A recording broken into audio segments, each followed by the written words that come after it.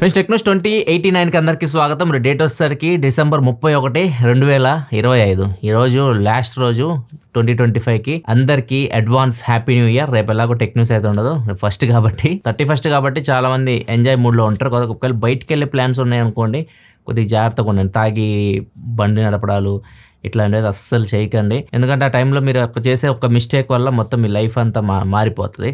చాలా జాగ్రత్తగా అయితే ఉండండి. అండ్ కొన్ని రూల్స్ కూడా పెట్టారు. ఇప్పుడు హైదరాబాద్లో కూడా మీరు తాగి నడిపితే కొద్దిగా కష్టమే.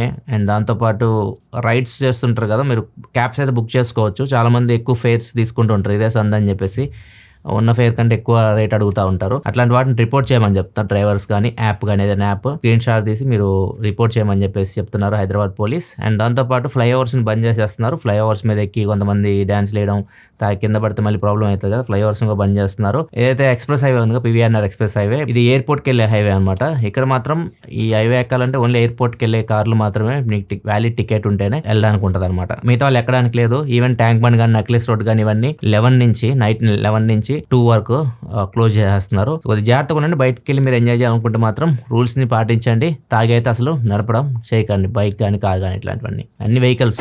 న్యూస్ లోకి అయితే ఫస్ట్ వచ్చేసరికి ఐక్యూ నుంచి ఐక్యూ 15 అల్ట్రా మీద వర్క్ చేస్తున్నట్టు రిపోర్ట్ అయితే వస్తుంది. ఇది కొద్దిగా డిఫరెంట్ గా ఉండబోతుంది. ఐక్యూ 15 కి అల్ట్రాకి మెయిన్ డిఫరెన్స్ వచ్చేసరికి ఇంకా ఇది నెక్స్ట్ లెవెల్ తీసుకెళ్ళిపోతున్నారు. దీనిలో మీకు ఫ్యాన్ యాడ్ చేయబోతున్నారు.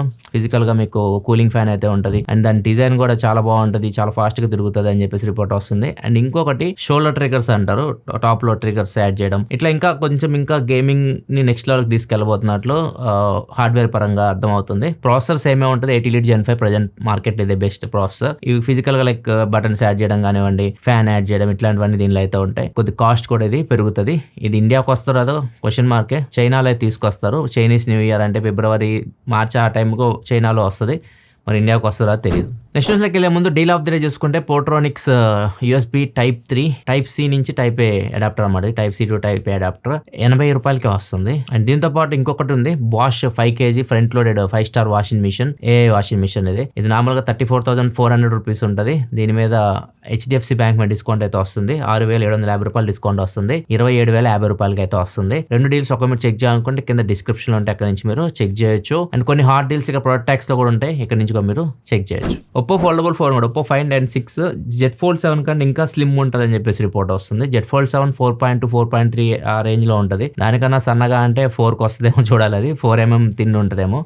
ఒప్పో అయితే ఫోల్డబుల్ ఫోన్స్ ఇండియాకి తీసుకొని రావట్లేదు. OnePlus లో తీసుకొని, OnePlus ఓపెన్ గా ఒక ఫోన్ అయితే వచ్చింది, కానీ అది కూడా 2023లో తీసుకొని వచ్చారు. తర్వాత ఫోల్డబుల్ ఫోన్ తీసుకొని రాలేదు. వివో మాత్రం ఫోల్డబుల్ ఫోన్స్ తీసుకొని వస్తుంది, ఒప్పో తీసుకురావట్లేదు. చూద్దాం మరి 2026లో అయినా ఒప్పో, OnePlus వీళ్ళ బ్యాచ్ నుంచి ఏమన్నా ఒక ఫోల్డబుల్ ఫోన్ చూస్తామేమో. నెక్స్ట్ మనకి యాపిల్ నుంచి, యాపిల్ శాంసంగ్తో కొలాబరేట్ అవుతుంది. ఆల్రెడీ కొలాబరేట్ అయ్యే వీళ్ళు డిస్ప్లేస్ మోస్ట్లీ శాంసంగ్ నుంచి తీసుకుంటూ ఉంటారు యాపిల్ ఐఫోన్స్లో. ఇప్పుడు కెమెరాస్ ఉన్నాయి కదా, కెమెరాస్ ఎక్కువ యాపిల్ సోనీ నుంచి తీసుకుంటూ ఉంటుంది. ఇప్పుడు శాంసంగ్ కూడా ఎక్కువ తీసుకోబోతున్నట్టు రిపోర్ట్ వస్తుంది. శాంసంగ్ కూడా స్పెషల్గా యాపిల్ కోసం తయారు చేస్తుంది. 3 లేయర్ డిజైన్తో తీసుకొని వస్తుంది. 3 లేయర్ డిజైన్ అంటే సోనీ తీసుకొని వచ్చింది ఎక్స్పీరియా ఫోన్స్లో యూస్ చేశారు. అది ఓన్లీ స్లో మోషన్కి మాత్రమే యూస్ చేసేవాళ్ళు.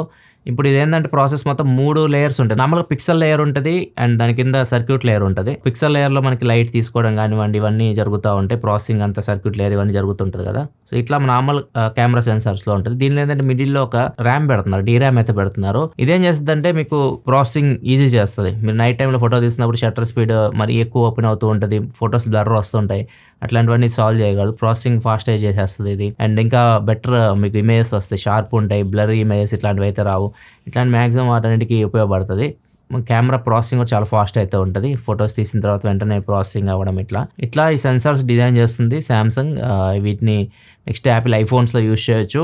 ఓన్లీ శాంసంగ్ సెన్సార్సే యూస్ చేయరు యాపిల్, ఎప్పుడు సోనీ కూడా తీసుకుంటుంది. సోనీ శాంసంగ్ కాంబినేషన్లో మనం నెక్స్ట్ iPhone 18 సిరీస్ చూడొచ్చు. నెక్స్ట్ మనకి షామీ నుంచి, షామీ ఇప్పుడు under display 3D face ID తీసుకురాబోతున్నట్టు రిపోర్ట్ అయితే వస్తుంది. వీళ్ళు వర్క్ చేస్తున్నారు దీని మీద. ఇది వర్క్ అయితే మాత్రం నెక్స్ట్ మనం ఈ కాన్సెప్ట్ అయితే చూడొచ్చు. ఇప్పుడు నార్మల్గా మనం యాపిల్లో చూస్తుండే, యాపిల్లో మీకు టాప్లో డైనమిక్ ఐలాండ్ అని చెప్పి ఇంతకుముందు పెద్ద నాచే ఉండేది ఆ ఫేస్ ID సిస్టమ్ని ఇంప్లిమెంట్ చేయడానికి. వీళ్ళు ఇప్పుడు డైనమిక్ ఐలాండ్ అని చిన్నగా చేశారు కొంచెం. ఇప్పుడు అది కూడా లేకుండా ఇన్ డిస్ప్లే తీసుకురావడానికి షామీ ట్రై చేస్తుంది. ఇది కానీ సక్సెస్ అయింది అనుకోండి, యాపిల్ కూడా దీన్ని ఇంప్లిమెంట్ చేయొచ్చు. ఫ్యూచర్లో యాపిల్ ఐఫోన్స్లో మనం ఫుల్ స్క్రీన్ చూడొచ్చు. ఈ నాచ్లు అయితే అసలు ఉండవు. కాకపోతే ఇక్కడ ప్రాబ్లం వచ్చేసి కెమెరాకు మాత్రం ఉంటుంది. ఫ్రంట్ కెమెరాకి అంత క్వాలిటీ ఉండవు. అండర్ డిస్ప్లే కెమెరా బెటర్ అనుకోండి, కంప్లీట్గా ఫుల్ స్క్రీన్ తీసుకురావడానికి. డిస్ప్లే చూడడానికి బాగానే ఉంటుంది, కాకపోతే కెమెరా ఫ్రంట్ కెమెరా ఫొటోస్ మనకి అంత బాగుండవు, అదొక్కటి మైనస్ ఉంటుంది. చూద్దాం మరి ఎలా ఓవర్కమ్ చేస్తారు ఫ్యూచర్లో. నెక్స్ట్ మనకి మెటా మ్యానస్ అని ఒక కంపెనీని అయితే కొనుక్కుంది. దగ్గర $2 బిలియన్ పెట్టి వీళ్ళు తీసుకున్నారు ఈ కంపెనీని. అండ్ దీని మీద చాలా ఇన్వెస్టర్ చేశారు. వీళ్ళు ఏం చేస్తారంటే ఏజెంట్స్ని చేస్తూ ఉంటారు. లైక్ మీరు చాట్ జీపీటీలో ఒక ఏజెంట్ ఉంటుంది, జెమినైలో ఏజెంట్ అని ఉంటుంది. ఇది ఏం చేస్తుందంటే ఏజెంట్ అనేది చాట్ జీపీటీలో మీరు ఏదైనా కోడింగ్ చేశారు, ఏజెంట్ దానిలో ఏమైనా తప్పులు ఉంటే దాన్ని సరిదిద్దడం ఇట్లాంటివి చేస్తూ ఉంటుంది. దాని కీబోర్డ్ మౌస్ అన్ని యాక్సెస్ అయితే మనం ఇవ్వాల్సి ఉంటుంది. సో ఇది అన్ని తప్పుల్ని సరి చేస్తూ ఉంటుంది అనమాట. ఇట్లా ఏజెంట్ వీళ్ళ దగ్గర కూడా ఉంది, మ్యానస్ అనే కంపెనీ దగ్గర. ఇది ఇంకా నెక్స్ట్ లెవెల్కి ఉంటుంది. అంటే మనం స్టాక్స్ కొంటూ ఉంటారు కదా, మీరు ఆ స్టాక్స్ గురించి మొత్తం డీటెయిల్గా చూసి అది స్టాక్ ఎప్పుడు అమ్మాలి మీకు నోటిఫికేషన్ కూడా ఇస్తూ ఉంటుంది. ఇప్పుడు ఈ time to cell the stock అన్నట్లు, లేకపోతే ఇది ఇప్పుడు కొనుక్కోవచ్చు అన్నట్లుగా మీకు ఆ లెవెల్లో దీన్ని అడ్వాన్స్గా చేశారనమాట. అండ్ ఇప్పుడు మెటా అయితే దీన్ని తీసుకుంది. మెటా ఏఐ పరంగా కొద్దిగా బ్యాక్ ఉందని చెప్పొచ్చు. ఇప్పుడు చాట్ జీపీటీ కానివ్వండి, OpenAI, ChatGPT, Gemini కూడా బాగా ముందుకెళ్తుంది. కానీ మెటా ఏఐ ఉంది, కానీ అంత ఎక్కువ దాని గురించి ఎవరు మాట్లాడరు, ఎక్కువ యూజ్ కూడా చేయరు. మార్క్ జూకర్బర్గ్ అయితే ఇప్పుడు దాన్ని సీరియస్గా తీసుకున్నాడు. చాలామంది ఎంప్లాయీస్ని, యాపిల్ ఎక్స్ ఎంప్లాయీస్ని కూడా కొంతమందిని తీసుకున్నాడు, ఏఐలో పనిచేసిన వాళ్ళని.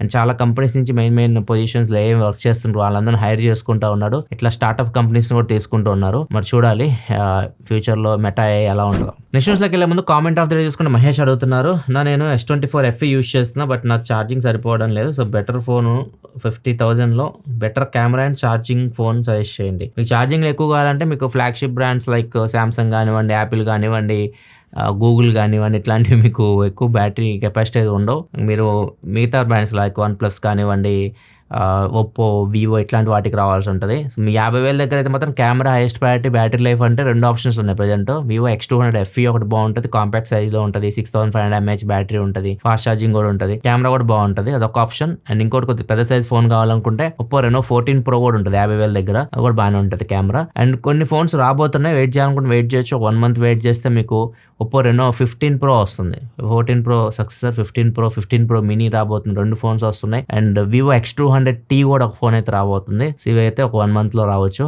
వెయిట్ చేయగలిగితే వెయిట్ చేసి వీటిని కూడా చూడండి. నెక్స్ట్ మాకు రెడిట్లో ఒక యూజర్ తన స్టోరీ షేర్ చేసుకున్నాడు. సయాటికా పెయిన్ అని కొంతమందికి వస్తూ ఉంటుంది అనమాట, పట్టేస్తూ ఉంటుంది, బ్యాక్ లో ఎక్కువ వస్తుంటుంది చాలా మందికి.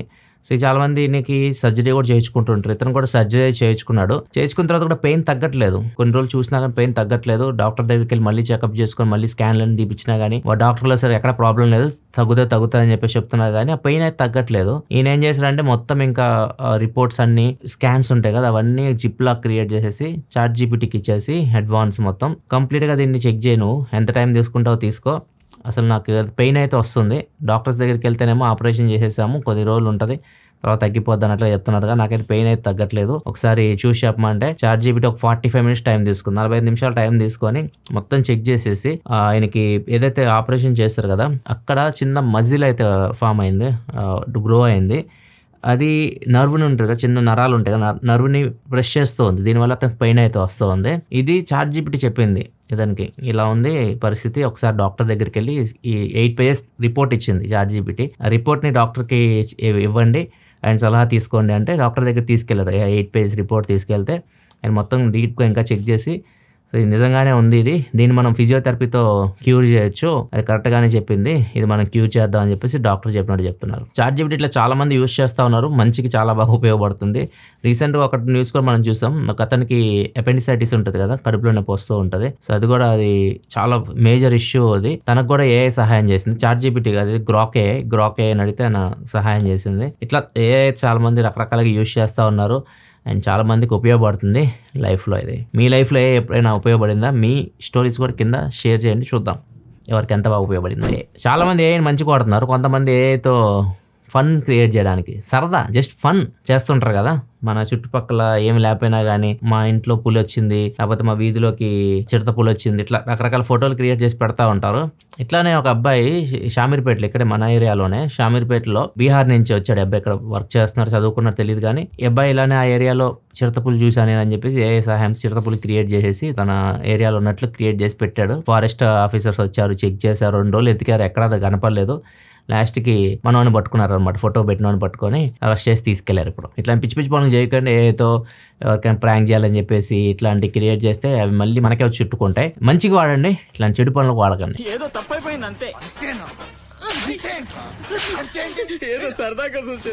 ఏదైతే వరకు న్యూస్ అయితే 2025 ఎండింగ్ని 25,000 లైక్స్తో కంప్లీట్ చేద్దాం. కొట్టేయండి లైక్. అందరికీ మళ్ళీ once again advance happy new year. ఎల్లుండి టెక్ న్యూస్లో మళ్ళీ కలుద్దాం. సెలవు. బాయ్.